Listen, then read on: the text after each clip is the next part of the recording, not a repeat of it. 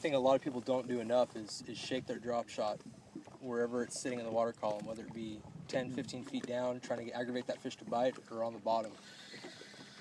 With these spotted bass, they constantly want movement. You're going to get bit most of the time when you're, imparting an action as opposed to just dead sticking your bait, as if you were largemouth fishing a lot of times. Show us the amount of shake that you're using normally.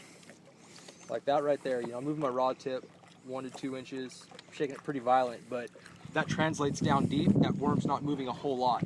So even though it feels like and it looks like you're shaking the worm violently but above the surface, it's actually not moving that much below the surface.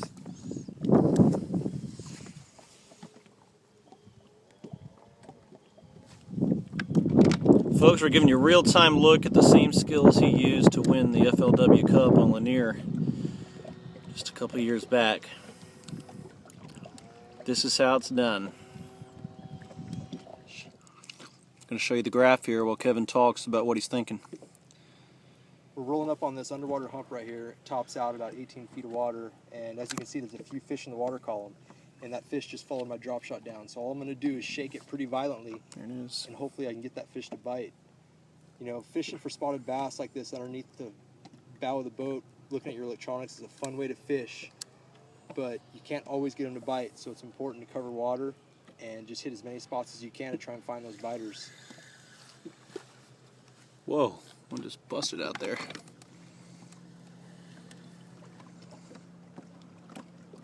Another important thing too is, if you come across any type of rock or brush pile, as you can see down there, you need to drop on top of that, because a lot of times the fish isn't suspended above it, but they're down right next to it, and you don't see any separation between the fish and the cover that's down there. So if you ever see a piece of cover like that, drop down to it, give your drop shot a few shakes, and if you don't get bit, it didn't cost you anything. Mm-hmm. So basically, when you see a fish in the middle of the water column, I like to drop it down and stop it right above the fish. That way you're giving the fish an opportunity to look up and meet the bait. And if you don't get bit, you can drop it to the bottom, and a lot of times they'll follow it down just like that one just did.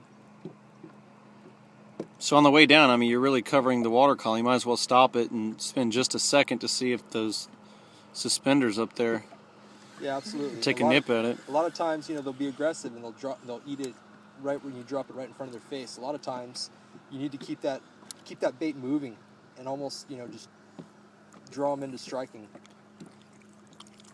You can see he's chilling right below my worm. Now I'm dropping it and he's following it straight down. Now you just got to hope that he bites. Right here, guys, that's what we're looking at.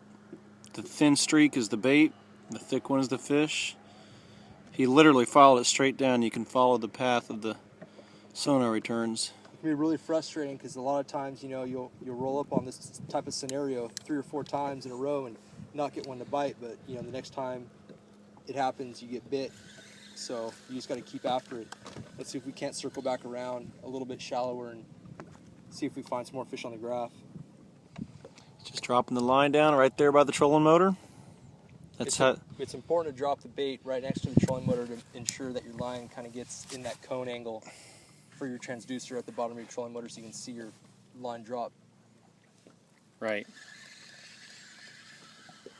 We just came over the top of this break and I didn't see any fish on top, but obviously there could be some fish mixed in that cover, so you always want to make that drop right into the heart of the stuff and see if you can't pick one off.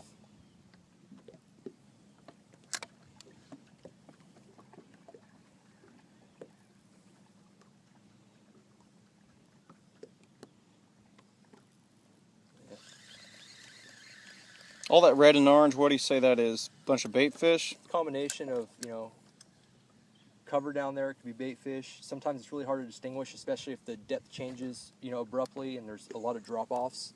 Mm-hmm. So a lot of times you kind of get a feel for it. The more you look at it, the better you get a read on it. Got you. In 20 feet of water, middle of the water column, above some bait fish. There he is. There we go. Well, that worked out nice. Come on up. Doing exactly what we were talking about. You're going through different parts of the water column, weren't you? Exactly. Those fish were suspended in 20 foot of water, over 40 foot, right above some bait fish. And it was just a matter of time. If you put it in front of their faces enough times, they're going to bite it. It's one thing about those spots is they can get easily aggravated. Good job, dude. Thanks, man. Oh, mama, look at that.